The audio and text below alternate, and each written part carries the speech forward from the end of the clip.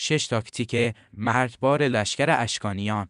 میدونستید اشکانیان یکی از ترسناکترین ارتش‌های دنیای باستان بودند. اینا 6 تاکتیکی که دشمنان روم رو به زانو در آورد.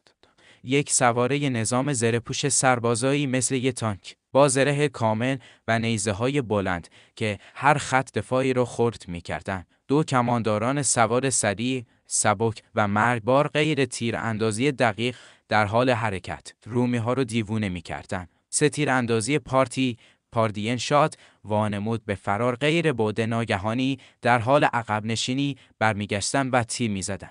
یکی از افسانه‌ای ترین ترفندهای جنگی تاریخ.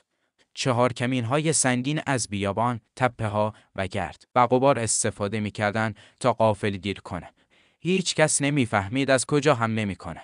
5. جنگ فرسایشی نمی‌ذاشتن دشمن به منابع آب و غذا نزدیک بشه. سربازها قبل از نبرد اصلی از بادره می‌اومدن.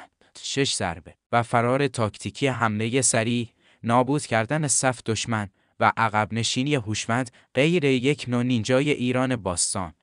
اگه از تاریخ